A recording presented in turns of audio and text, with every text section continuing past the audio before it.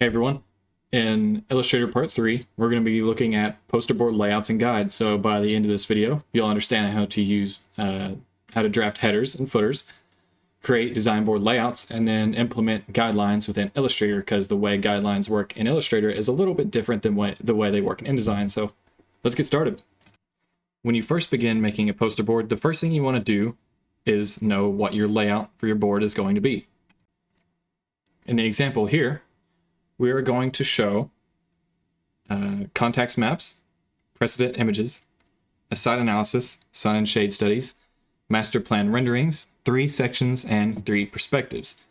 So in this case, I want to have a 2-inch header, a 2-inch footer, and then use the rest of the remaining space to split them up between 3 equal rows that will help me display all the listed items I just mentioned. So to start that, let's make our footers and headers.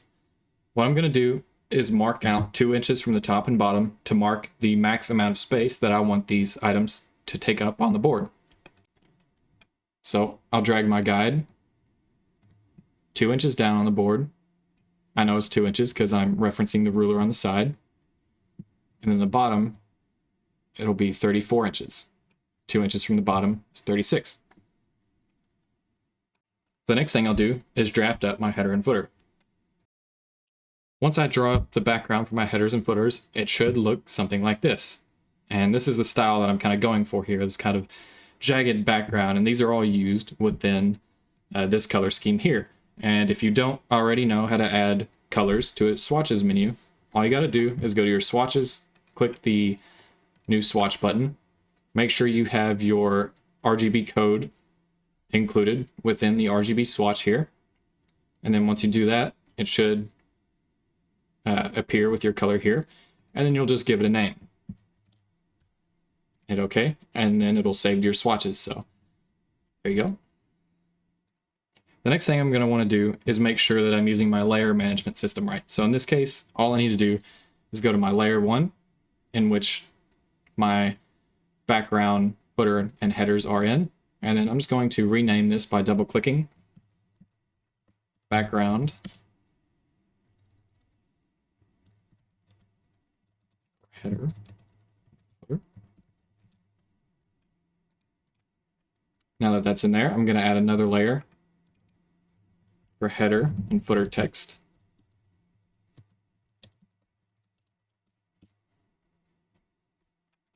And then I'm just going to lock my background and header, background for header and footer, as I don't need to change them anymore.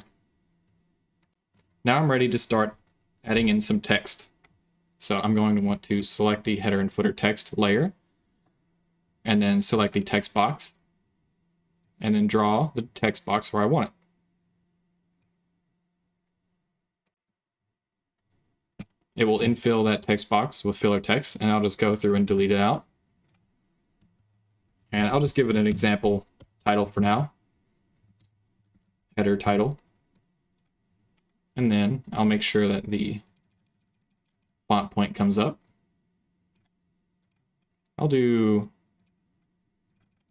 Let's do something more than that, 150.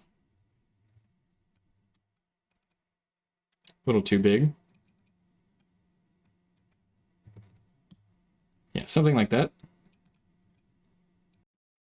After I formatted the text the way I want it, you'll notice that I use the gray color in our color scheme for the text color. And while I like it, I do want this to stand out a little more. So what I'll do is click on the text box, go to Appearance. I'm going to add a new effects, Stylize Drop Shadow, change the mode to normal, opacity 100,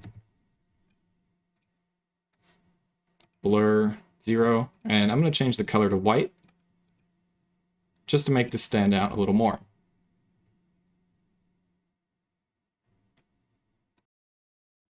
All right, so I've got a header and footer that's stylized the way I want it. So for now, the next thing I want to do is go in and add some guidelines for the rest of my images. Now, the way guidelines are created in Illustrator is a little bit different than InDesign. To start off, I want to mark out 1/2 inch from the side of the board and from my headers. So I'll go ahead and draw some new guides. And then mark out 1/2 inch from the header and the side of the board and the footer. From here, I'm going to go ahead in our layers, lock the header and footer text, add a new layer, and label this guides.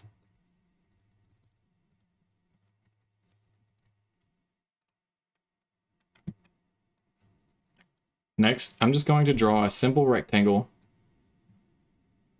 that shows where we are going to be putting everything on our board. So the area that is from the header, footer, and side of the board that we just created with that 1/2 inch margin. After I have that rectangle drawn out, I'll select the rectangle, head up to Object, Path, split into grid, and then you can increase the rows and columns. Make sure you have preview check marked and you'll be able to see them as you do it.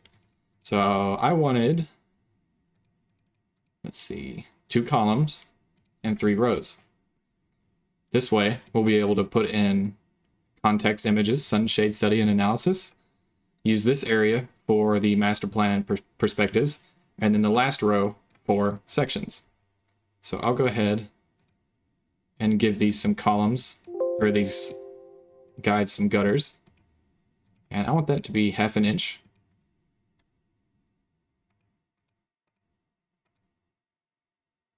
It looks good. And I'll just go ahead and hit OK. And then from here, we'll select all of those guides again. And then go to View. Then go to Guides. And then Make Guides. What that'll do is turn all of those rectangles we made into guides.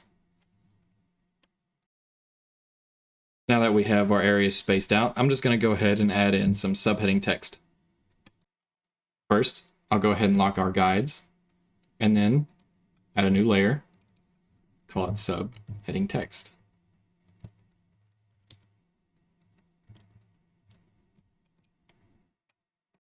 Now that I've got a single text box formatted it the way I want it, I'm actually just going to go through and copy it 6 different times to mark out the 6 different content areas that I'm going to have.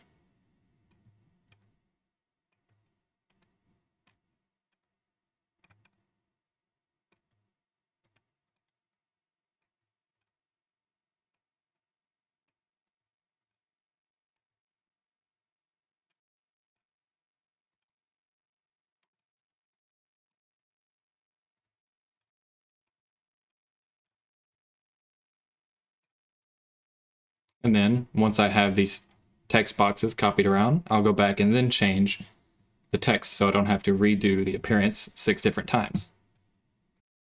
Now, once I have all the text in, I'm actually going to go back and delete out this 6th one because I want my sections to go all the way across the screen at the bottom of this row. Now that our board is graphically set out in the correct layout, I'm ready to start inserting text and images, which will be covered in the next video. Alright, so that wraps up Illustrator Part 3, where we looked at poster board layouts and guides. So if you guys have any questions, please feel free to reach out to us. Thanks, guys.